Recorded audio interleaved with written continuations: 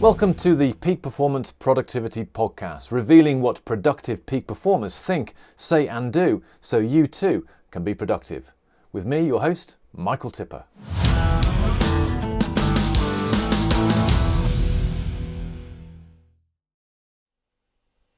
Now, my guest today is a qualified dietitian and wellbeing consultant with a practical and playful approach to helping business leaders enrich the quality of their lives.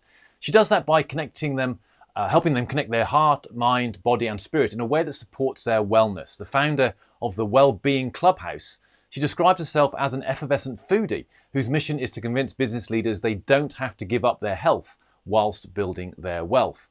A well-travelled, award-winning and much in demand international speaker for over 20 years, she prides herself on developing and sharing practical frameworks to help people become their own CEOs, Chief Energy Officers. Born in South Africa to French parents, her love of champagne and her joie de vivre, which I'm embarrassed to say I had to look up means joy of living, helps energise her message of celebrating well-being. If you've ever found your energy waning during your busy days or you're just tired of feeling tired, you're going to really want to listen to what my guest has to say today. So it's a great pleasure to welcome Celynn Morin. Celynn, welcome. Thank you very much. And thank you for learning some French on my behalf. I thought it was the love of life, but I suppose is that a similar sort of reason, meaning? It is. Now, you're fluent in French, say? Yes, I am. Right, okay. So the first question I want to ask you is, we're going to be talking about well-being and wellness, which is your field of expertise. How does that differ from health? Such a good question. I guess without getting too pedantic on the details, health is a matter of how healthy our body is. And you can be healthy, but perhaps not have well-being, right? So you can be managing an illness or a condition, but not optimizing your well-being. So I guess optimized health is what well-being is for me. It really is moving beyond just good health, but actually reaching our full potential. And what drew you into this profession? I was always intrigued by medicine and the human body and anatomy and microbiology, and then discovered that you could combine that with food and study a degree called dietetics. So I was delighted, and so I did. And how does that differ from nutrition? Well, a dietetic degree or a dietitian is someone that can be a dietitian or a nutritionist, whereas generally a nutritionist might not have done a degree, but has a particular type of niche qualification in nutrition. Fantastic. Now, I've got so many questions I could ask you because I've seen your work, I've read your books, and I've heard you speak. But I want to focus it today on a specific topic. Now, the Crowded House famously wrote a song called 4 Seasons in One Day, which was about mood. And I know you've got a framework of 4 seasons in one day that's more about rest and recuperation and, in fact, energy. And what I'd like to do is I'd like to explore that in a little bit more detail today. So can you give us an overview of that framework? Well, the framework came from my own personal struggle with sleep. I'm an incredibly light sleeper, and I went through quite an intense period where I had lots of insomnia. And so I've read and tried all kinds of things. And this framework has genuinely, I would say, helped me the most. And so I've been using it to not only help myself, but many of my clients. And what the framework does is it takes a look at the seasons, spring, summer, autumn, and winter, and overlaps them onto a 24-hour period. So spring being the start of the day, that's from when you come into consciousness and when you start engaging with the outside world in any way that might pull you into the stress response or increase your sense of adrenaline or cortisol. That's for me when summer starts. And then at the end of the day, just like we have autumn before winter, we have a wind down. And then winter is the time of the day where you're actually in bed and sleeping until you wake up again. Now, one of the things I found really quite interesting is that you talk about extending the time from the moment you wake up to getting into the hustle and bustle of the day. Why do you recommend that? Because, Michael, it really is such a special time. I mean, a lot of experts and behaviorists and neuroscientists actually speak about it being a sacred time. It's called the hypnagogic phase, and it's a time where the subconscious and the conscious mind, the veil between them is quite lifted. And so you know that moment where you wake up in bed and you may or may not remember dreams, but you feel quite almost surreal. And sadly, what many of us do is we break that by grabbing our phones.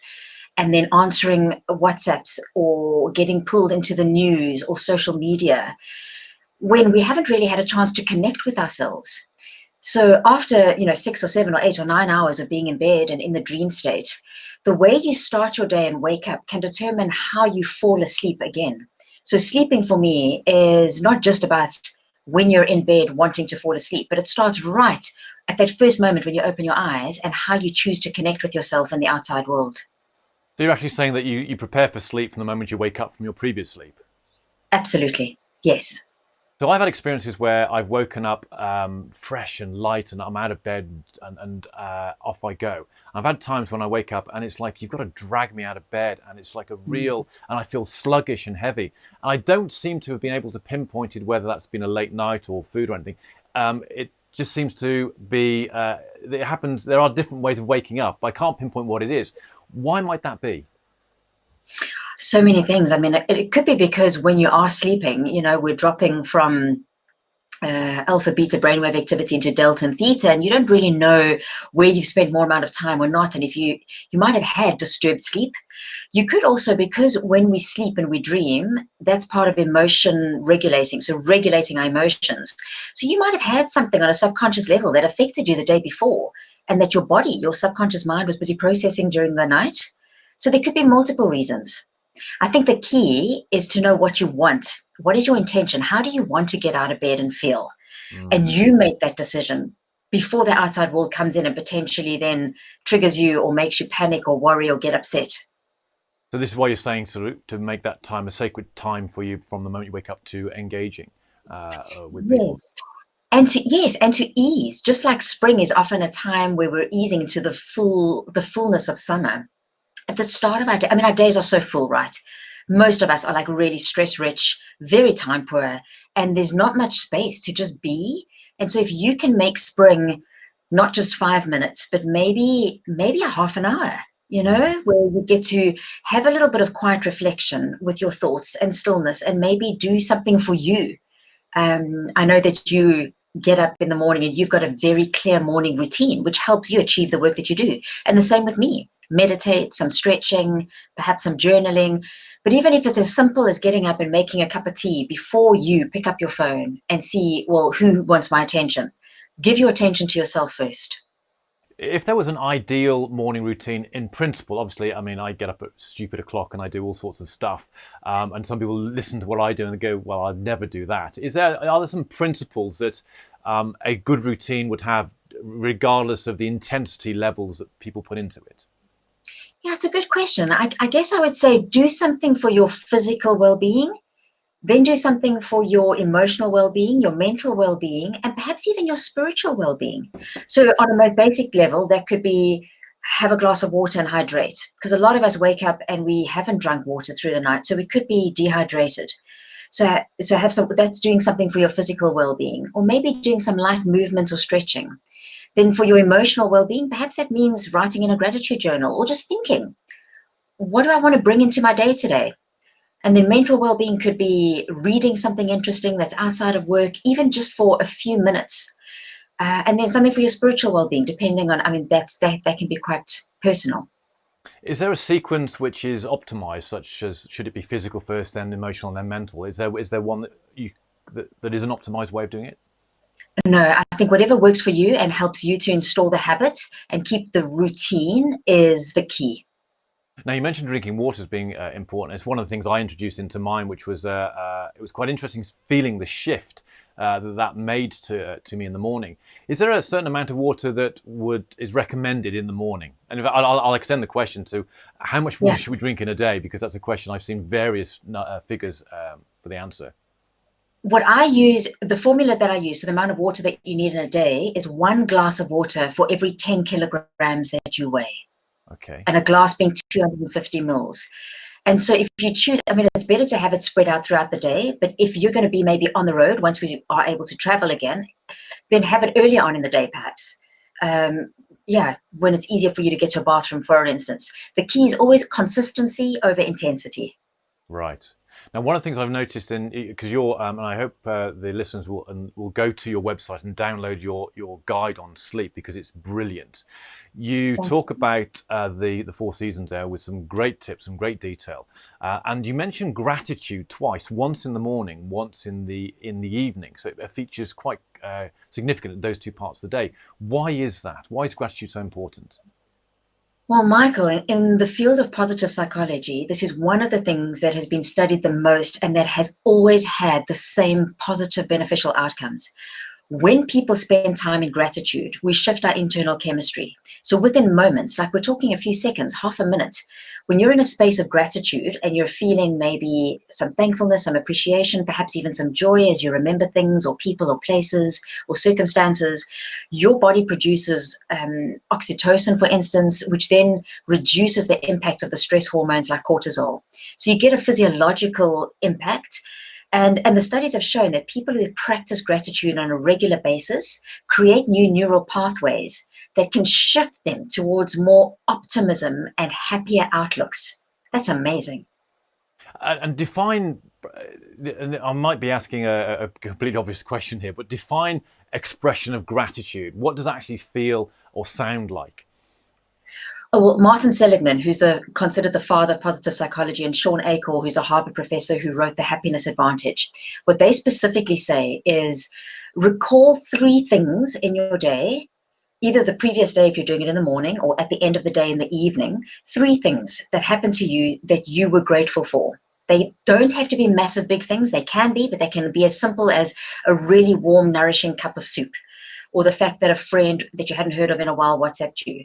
But the key is not just to reflect on it, it's to almost relive how it made you feel in the moment.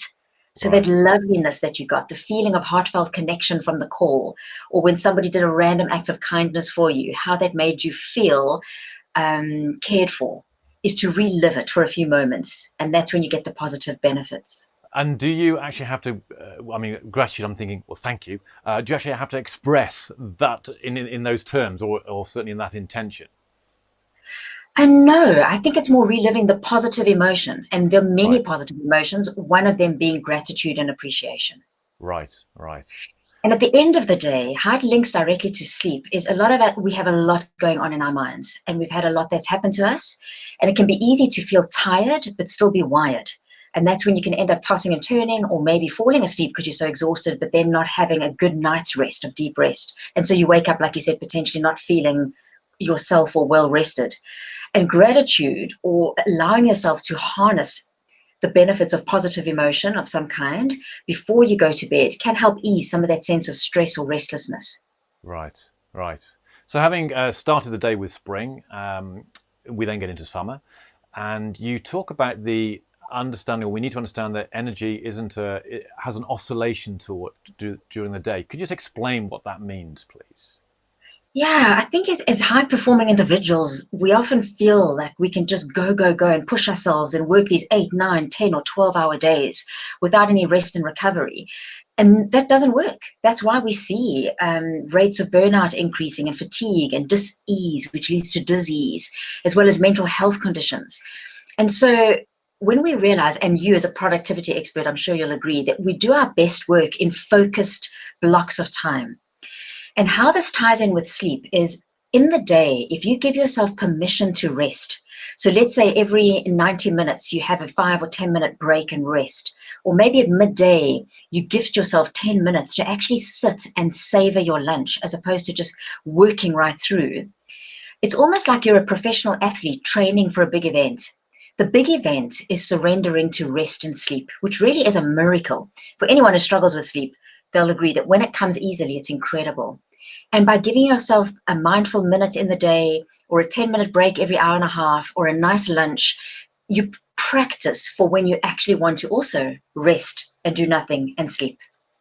Now, I would imagine many people listening to this right now may have but I don't have time to do that. And it's that dichotomy, isn't it? Is that if you don't, then you don't have enough energy to do it. How do you advise someone? How do you break through that inertia? Because I've been there myself, where I know I've been too busy. I know that rest is good for me, but I feel compelled to keep working because I feel that's what I need to do. How do you break through that? Well, speaking from experience is you start small and you create quick wins. So something as simple as a mindful minute. So you set your timer for 60 seconds and you allow yourself to bring your awareness to your breath for those 60 seconds. And when you do this and you ask yourself, how am I before and how am I after the 60 seconds of rest? Your body will show you, oh, sure, I feel clearer. Or maybe I often find that during these periods of rest, be it 60 seconds or 3 minutes or 10 minutes, I often come up with creative solutions to issues and problems and challenges that I would not have had I just pushed through. So start small and of course, create an awareness and non-knowledge. Read about these. So there's lots of research to show that people get sometimes more done in less time when they do rest. And I know the more that I meditate, the more I sleep, the more efficient and productive I am in the day. So it actually does make logical sense when I think of it that way.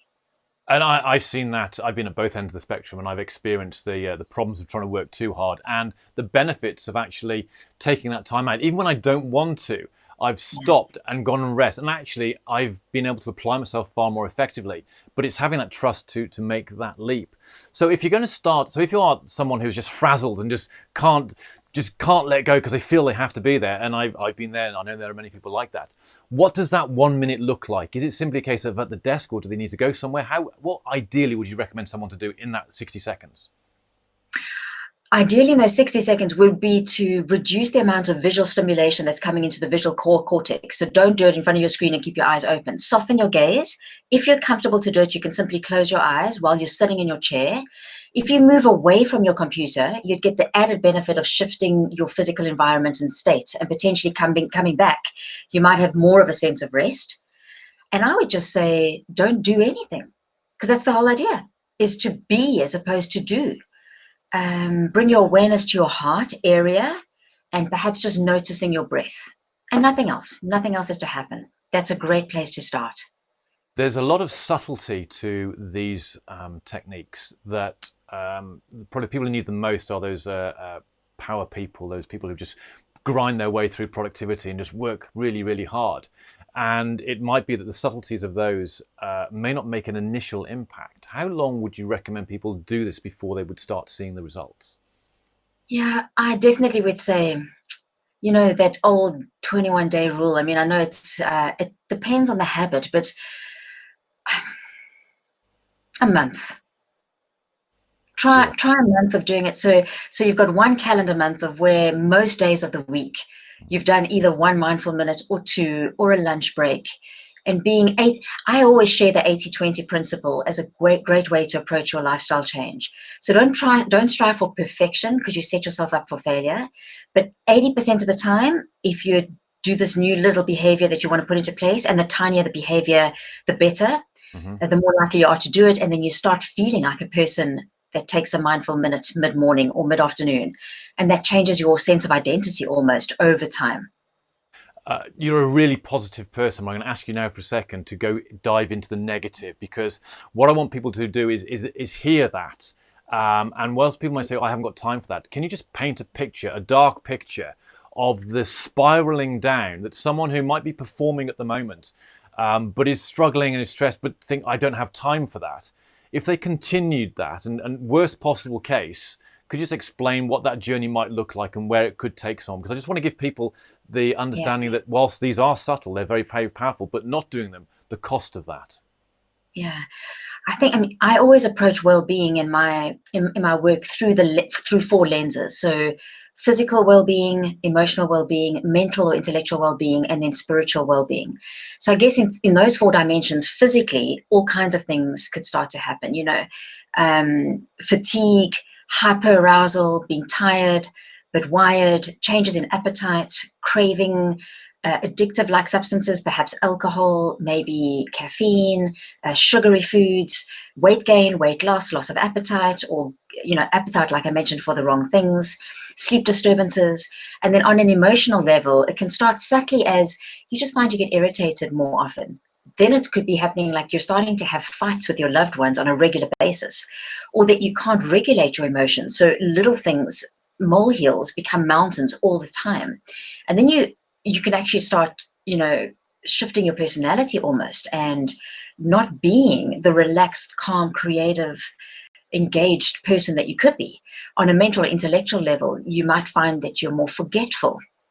You could become prone to anxiety or depression, or even create some kind of phobias, or more serious mental issues. And then on a spiritual level, I find that there's this disconnect with nature, with contribution. There's no energy or resources to be able to give back, to feel part of a community or something bigger, let alone thinking about legacy. So, yeah, does that answer the question? I'm terrified. I'm going to imply everything. I'm going to imply everything and more that you share that. I think it's important to express that, because one of the challenges I felt when I've had my ups and downs is that you become adjusted to the level that you're at, and that becomes the new normal. And then, so you might start here, but then a little bit of stress, and you don't look after yourself, don't eat so well, and then you sort of get down to here, and then that becomes normal. And then, of course, you become ever more susceptible to getting closer to a problem emotionally, mentally, physically, and spiritually. So I think it's really important to express that. And I think the important thing I want to get across as well, from my own experience, is that it only takes small things to start reversing that trend. Yes. In fact, a lot of the behavioral science and research in that field is showing that the smaller your steps are and the more regular you do them, the more you, as I mentioned previously, you start shifting your identity as a person that does those new tiny things. You also get the positive affirmation and the release of chemicals like oxytocin and dopamine that go to the reward center in the brain that say, hey, this feels good. And we change most when we feel good, not bad. Yeah, sure. Yeah. Now, you talk about mindfulness a lot in various ways. You've mentioned it a number of times. And one of the things that you said in a video I saw recently was, you said, when you eat, you eat. Can you just explain that, what you meant by that? Yeah. So one way to tap into the power of mindfulness is to save and immerse yourself in the moment and in the present. Because a lot of us, myself included, can spend a lot of time projecting anxiety and worrying about the future, or worrying and being anxious and having regret and guilt about the past. Whereas we don't have the future and we don't have the past, we only have this present moment. And one way to get into the present moment, without years and years of meditation training or being a monk, is to fully savor. And the way you do that is incorporate as many of your senses as possible when you're doing something. So let's say you use the example of eating. So when you eat, enjoy your meal. Don't answer emails and WhatsApps and make calls. Look at the food, notice the colors, taste each mouthful, perhaps smell, have a sense of being present in that moment. Let's say you're taking a shower. To be in the shower would mean don't worry about what you still need to get done that day or feel anxious about what has happened, is to feel the temperature of the water and how it feels on your skin, is to maybe bring your awareness to your breath. That's also a very powerful way to ground and come into the moment, is to bring your awareness to your breath, which is why I suggested in the Mindful Minute that that's the one thing that you consider doing, is bring your awareness to your breath.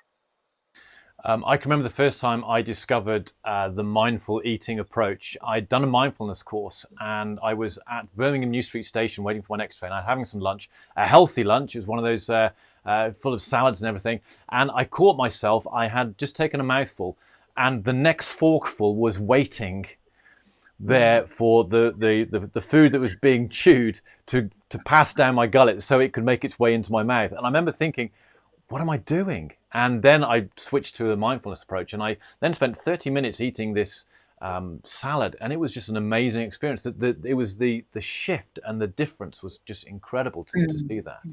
What does the research say about the impact of a mindfulness practice bringing that into your life? What's the benefits of doing that? So much. It definitely it can reduce a sense of anxiety and worry and panic, because of the impact that it has on the nervous system, specifically the parasympathetic nervous system. So mindfulness, especially if it involves slowing down your breathing, coming into the moment, can take us out of this hyper-aroused state that most of us are in because of all the adrenaline and the cortisol and the stress response. So yeah, that's one of the benefits. And the other one is that it helps you enjoy the moment more. For me, it actually creates a sense of more time Mm. So I've noticed that when I slow down with the sense of presence, it's almost as if 60 seconds feels longer.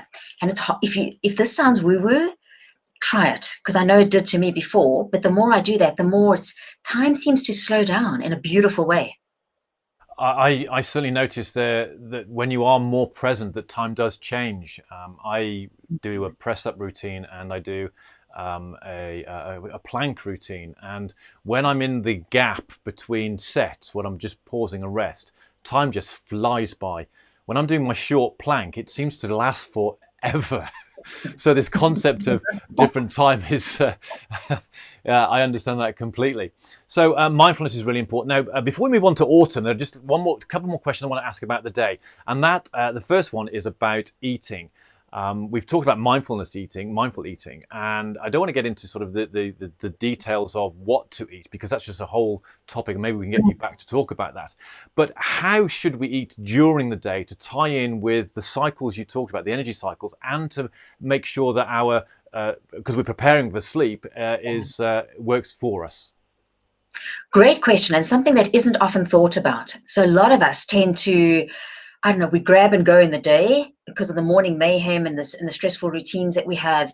And then come the end of the day, when we finally give ourselves permission to rest, we're so famished that we end up eating possibly more than we need.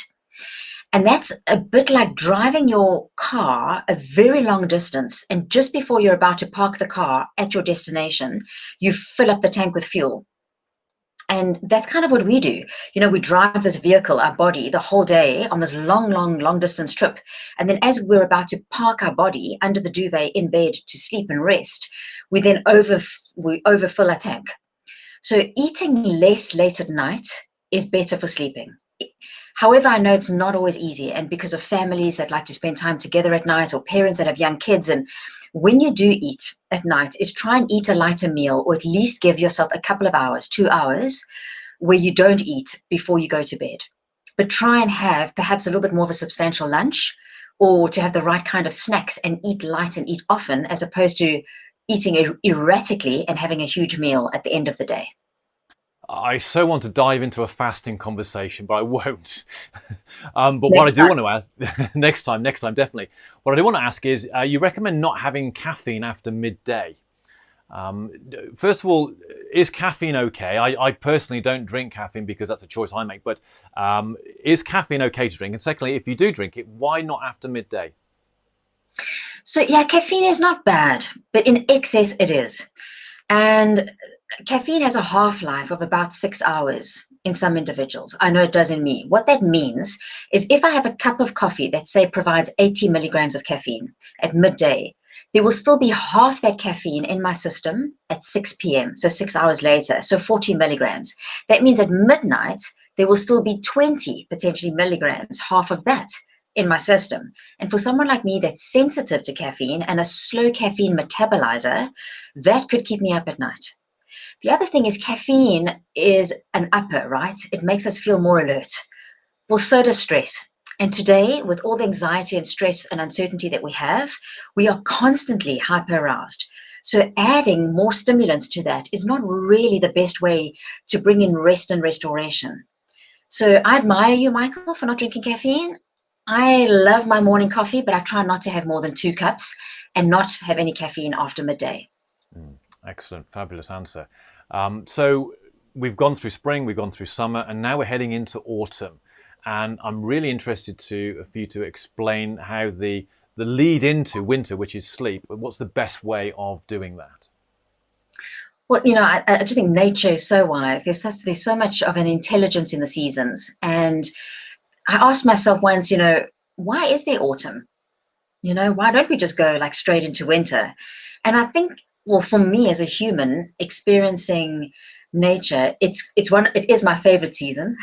Autumn and the fall is just so beautiful. So there's also an emotional relaxation and wind down as we head into the dark nights in the deepest part of winter. And then also it creates an opportunity for transition.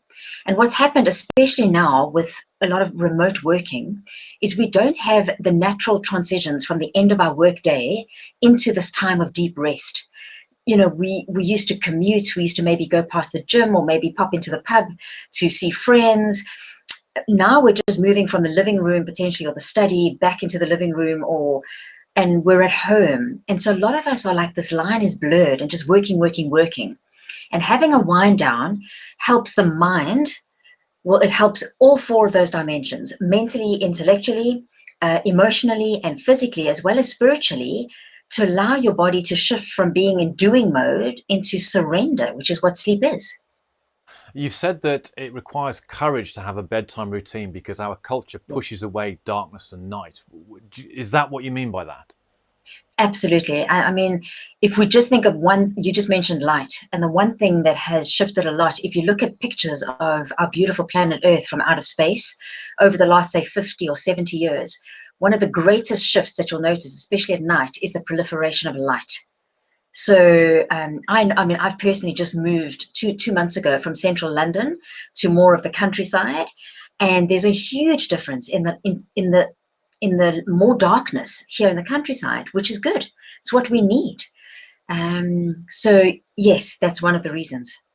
I've been very privileged with my military background in the Navy to have spent time out in the middle of the Atlantic Ocean and the South Atlantic. I remember I went down to the Falklands, and I can remember lying in a tent or looking outside of a tent up in the sky in the Falklands, where the light pollution there is practically zero. And It was just amazing to see how many stars there were. It was a complete difference to my experience in the UK.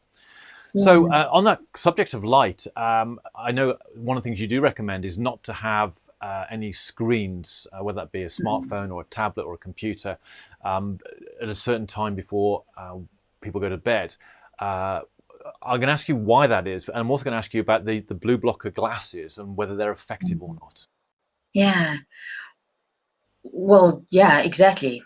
Because of the blue light emitted from those devices, there's an impact on the melatonin that's released by the pineal gland. And melatonin is a neurotransmitter, a hormone that not only helps us feel drowsy, but helps ensure good night's rest.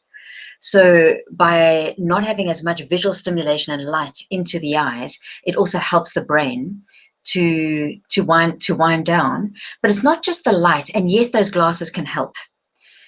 Although I know there's some individuals who feel awkward with it. So if you're not going to enjoy it, remember, like, I come from a place of joie de vivre. Like, whatever changes you make to your well-being, it's got to bring you a sense of joy, and not be too difficult, because then I'd say, well, let's try find an alternative solution, something that you'll really enjoy doing for a long time. So softening, and it's not just the blue light, it's also the fact that you're switched on. You're on maybe work or emails, or you're going to be, you don't know what you're going to be exposed to. You could get a message from somebody that could be upsetting, or see a news feed or a social media post that changes your mood. And for the same reason as spring is a really sacred time, so too is autumn. Because what you think about and how you feel in those last moments before you go to rest and sleep can impact the 6, 7, 8, or 9 hours that you're spending in bed resting. Now, you classify or identify your autumn routine, your close down routine, through the 5 senses. Could you just describe what your own individual shutdown routine is during the autumnal phase of your day? Sure. I use the senses because, once again, they help us come into the moment and bring in mindfulness and presence. And they also give us a bit of a tangible thing of, oh, yeah, I could do that or that. Some of us, I've got many clients who, and I sometimes experience this when I'm quite hyper aroused and stressed, that if I create a vacuum, I say, okay, well, I'm not going to be on my phone and I'm going to switch off my laptop. Then I freak out. There's this emptiness and I'm not sure what to do. So what I do, so if you think of sight, which we just spoke about, is I'll soften the lights in my home. I love candle light, and I'm able to light candles. So I'll often light candles, or rather put on side lamps. Then in terms of taste, I try and always drink the same cup of herbal tea an hour or so before I want to go to bed. And sometimes I have a very small snack. So if I've eaten 2 or 3 hours before, I find that like a small handful of almonds, say, is something that helps me to sleep. So I'll have the same type of taste or tea. Then in terms of smell, I sometimes use lavender. So we know that lavender in some people can help you to relax. In terms of touch and feel, is I might have a warm bath, Or I always put the same kind of pajamas on or the same kind of blanket over my shoulders the half an hour before I want to rest. And then in terms of hearing and what you can hear I've got a beautiful Spotify playlist that I follow on rest and sleep. So I play the same type of restoring, relaxing music. It could be a meditation for some people. So I find the senses quite a useful guide to give you things to do. It's also a great time, Michael, to bring in creativity. So for instance, I've recently purchased a 1,000-piece puzzle. So doing a few pieces of the puzzle takes me out of the logical left brain and into more of the right brain relaxed state. Now, one of the things I was going to ask is about the amount of sleep that we need. And the reason why I'm asking is because the routine sounds fabulous. And I'm moving more towards certainly shutting off all the screens. I keep my phone outside my bedroom. I don't have it in the bedroom. I am learning to. I'm eating earlier, so I haven't got a full stomach. And I'm starting to ease down. But one of the things I know that we both love to do, and that's dance salsa. And so that sometimes means that I might be up till midnight, 1 o'clock in the morning, certainly when we're dancing again, and enjoying myself there. So how do we balance this? Because if we just do this all the time, we could become hermits, and that means certainly a part of our interest that we do that keeps us energized. We would maybe have to put that to one side. So how do you balance sometimes having to do that, or wanting to do that, or needing to do that? Oh, absolutely. I mean, please don't think that I do this 7 nights a week and I get it perfect and I have a good night's rest. I don't. I teach this work because I most need to learn it myself. Sure. So I mean, to talk about the salsa, I mean, I absolutely miss that and I can't wait for those nights. But I don't know about you, Michael. I've noticed on the nights that I do salsa, if I come home and I go straight to bed, I'm wired. Because I've got all those endorphins and it's like I've just come from a long run and it's like it's too energizing. So then I have a bath or a shower and I ground myself and I have a cup of tea, or I might just lie in that yoga shavasana pose, like the corpse pose, for 5, 10, 15 minutes, letting all the energies that are built up ground, I guess. But we absolutely need to be balanced, Sure. If 80% of the time you're getting a great night's sleep, then go out dancing till 2 or 3 a.m. and do what makes your heart sing, because that's going to help the other dimensions of well-being, spiritual and emotional, for sure. Do you recommend, or is there a recommended recovery for that? So if I'm going to bed 10:30 every night during the week, and then I'm getting up at my normal sort of 5 a.m. start and doing all my stuff, and I'm getting 7.5 hours sleep, it's great. I go out on a Friday night and I don't get back home till like 1:30, and then maybe on the Saturday night, the same thing till 1:30. I'd want to maybe go back to my normal routine in the morning. And of course, there's a huge sleep deficit there. So what would you recommend as being a recovery routine to compensate for the times when actually it's okay to go out and have a bit of a late night? I think 2 things. I think question whether do you have to set the alarm for 5 a.m. and allow yourself maybe an additional hour or 2 to make up for that. If, however, you're one of those individuals that just because of habit, you always wake up at the same time of day, well, then don't create anxiety over that. Don't try and change something that feels difficult to change. Maybe on the Saturday and Sunday, commit to doing half an hour of mindfulness or meditation or some kind of stillness where you actually, or maybe have a power nap in the afternoon. So you bring in the concept of rest and sleep, or intentional rest and recovery that's not exactly sleep, in a different way, but still giving the body and the mind and the heart permission to just be still and do nothing. Brilliant. You mentioned napping there. What is your recommendation for that? Is it something that is a routine activity, or is it a compensatory activity for the scenario we just described? I mean, it could be both, but in this scenario, I would say it's a compensatory one. So it's to help with the lack of sleep. Brilliant. So now we're coming into winter, sleep itself. What are your recommendations for, I mean, we've led into it with autumn and there's a whole load of great stuff. Transitioning into sleep, how's the best way of doing that? So there's 2 things. The first thing is, what is your sleep environment like? Considering we spend 1/3 of our lives there, like right now, if you think of your bed, does it make you feel excited? Like, are you happy to go there? Is there something you would change if money wasn't an issue, or if you could get your hands on any kind of bed or linen or space? What would you do to that beautiful space that you choose to rest in? So, I mean, when I ask myself that quick question, I'm like, yeah, I would change the color of my duvet more often, or I'd maybe paint the room a different color, or I'd declutter my bedside table. So whatever that is for you, how can you make the space that you sleep in more appealing so that you do enjoy it more? And then also think of things like, is it dark enough? Is there lack of sound? Do you need to keep things like earplugs or maybe, an eye mask on your bedside table? So set it up just like you would if you were going on a long car trip. You'd have snacks in the car. You'd make sure the car was full. You'd have a car that had a recent MOT that was roadworthy. Do the same for your sleep. Equip yourself. Now, oh, sorry. And then I was going to say, if you happen to wake up at 1 or 2 or 3 a.m. in the morning, that's when it's helpful to have practiced relaxation techniques like mindfulness or meditation or deep breathing or body scanning or yoga nidra, because if you haven't practiced them during the day, you won't be able to default to them in the middle of the night when you cannot get to sleep. My next question may open up a real can of worms for some people. What happens if you share a bed with someone and your sleep patterns are different, and that one's sleep patterns may actually interfere with the other's sleep patterns? To be honest, and I have been married and I have lived on my own too. And I have friends now who also choose to occasionally sleep in separate rooms because one partner may be a really bad snorer.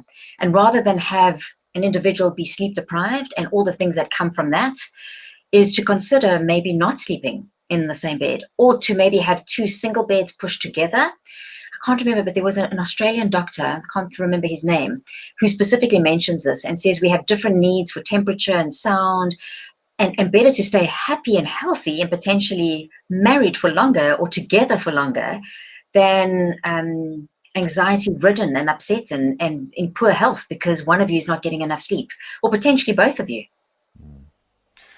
What would you say is the single biggest danger of not getting enough sleep? What's the worst thing that could happen to someone? Dementia and Alzheimer's.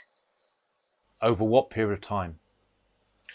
We don't know that for sure, but we know that there is a direct link because when you sleep, there's a system called the glymphatic system, glymphatic, that clears out plaques and tangles. Dr. Tara Swart speaks beautifully about this. She's a neuroscientist and sleep expert. And in terms of emotional regulation and enhancing mental well-being, sleep is the best medicine. And are we talking that if I'm only sleeping 4 hours a night, or is it as bad as if I should have 7.5, but I'm only having 7? That could be a consequence. I don't know if it's that precise in terms of like a half an hour, but most human beings need more than 7 hours of sleep a night. So I know that a lot of experts consider 6 hours or less sleep deprivation, and within 1 or 2 nights of getting 6 hours or less, you effectively show up the next day almost alcohol intoxicated and drunk. Right. And over time, you get the impacts on your emotions, your physical well-being, your mental well-being. Fabulous. I could spend hours talking to you about this. I've got so many more questions to ask you. But my last question is this. Of all the things you shared with us today about improving the quality of our rest, our recuperation, and our sleep, what's the one thing that you would recommend as being your top thing to do for someone so that they can stay productive and they can stay healthy? I would say stay curious. So stay curious. If you are a great sleeper and you get a good night's sleep, stay curious around how other people might feel if they don't. If you struggle with falling asleep at night, try not to create more anxiety. Stay curious and ask, because curiosity keeps a growth mindset and helps us ask more conscious questions. And trust that through the curiosity, you'll find all the questions and answers that you need to be asking and finding. That's just such a powerful answer, because I think the one sort of soundbite, do this, whilst it always be beneficial. I think what you've just opened up there is if people just do that, and I know it's an approach that I've taken in my own health, my own well-being, is becoming curious rather than following the latest fad. It's really, really helpful. That's just a really fabulous answer to end this. Celynn, where can people find out more about you and your work? My website, which is spelled according to my name, which is a bit different, so CELYNN MORIN.com, CelynNMorin.com, and there's a link to the Wellbeing Clubhouse, my masterclasses, and the sleep guide that you mentioned. And I've also done a series of short mini videos on each season, and I'm going to be doing more because I've learned so much through my own experience that I want to keep on sharing on this very important topic. And we'll make sure we put that link in the show notes. Celynn, thank you so much for your time. It's been a fabulous interview. Thank you, Michael.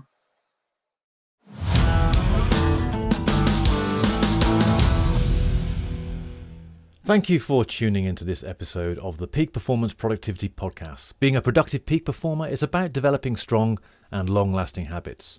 Get your free habit installation kit from 5minutehabitkit.com right now, where you'll be able to permanently install any habit you choose in under 5 minutes a day with this proven 3-step system. They are surprisingly easy to install with this free kit once you know how. And if you've got just one thing from today's episode that you can use, then please like, share, subscribe, comment or review to show your appreciation to today's guest. Until next time.